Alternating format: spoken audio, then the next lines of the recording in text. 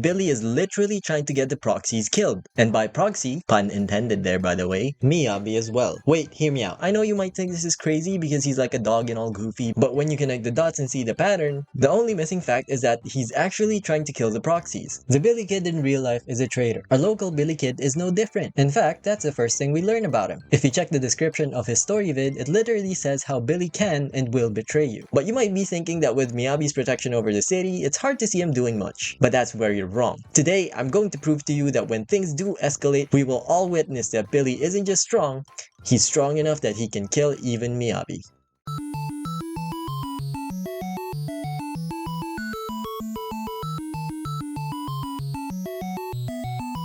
This all starts in Billy's trust mission, where it is implied that he had a past with a lot of murder. We see this in his special event in Hollow Zero where you meet a bunch of thugs who recognize Billy with his hair down. Billy then changes his tone to a serious one, telling them to stop talking about his past if they want to live.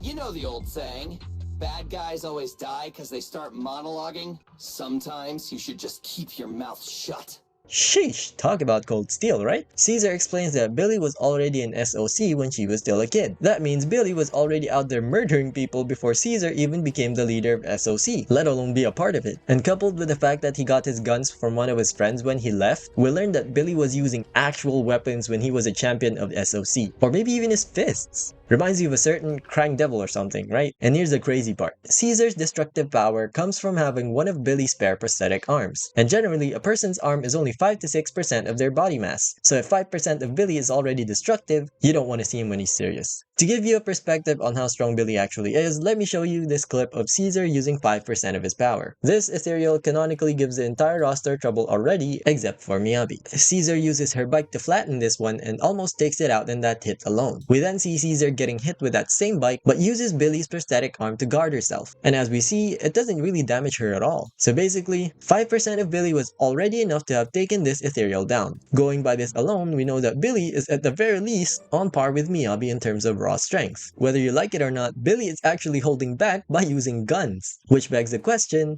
why didn't he deal with the large ethereal when we were in trouble? He knew he was perfectly capable of taking it down in one hit. Heck, even Lighter knows this too. Lighter was eyeing him thinking about why he didn't end it himself in the first place. And it's not just that time. Remember back in the beginning when the Cunning Hairs were in trouble, they could have asked for help from the Hollow investigators as people lost in the Hollow and play it off. Even if they don't do that, it's not like they were hopeless without a proxy. It says in the Hollow log on the official website that if you're stuck in a Hollow, your best bet is to keep following where the air is easiest to breathe. There are two reasons for this. The first is because everyone loves air. People love air so much we would die without it. The second is that following the air is a technique used by miners to find exits in a cave if they're lost, because air only travels to and from an exit. So following an airflow generally leads you to an exit even in a hollow. As experienced hollow raiders, the Cunning Hairs know that. But do you remember what was Billy's first suggestion? Don't you remember? Public security's policy?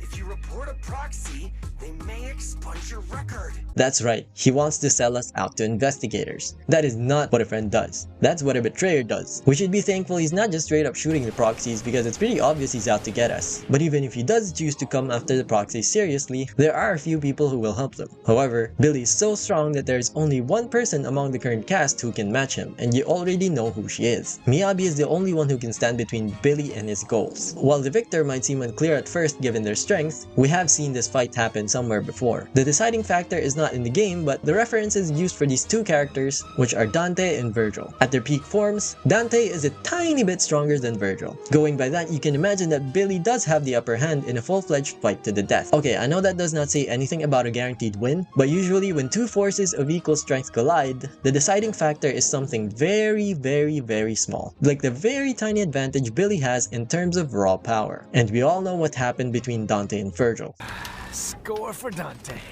I'm up one. And that's why even though the proxies will be protected by powerful agents, I can confidently say that if Billy stops holding back, he can and will kill even Miyabi. Either that, or he's just a misunderstood goofball. After all, as usual, that's just a shitpost. A really elaborate shitpost.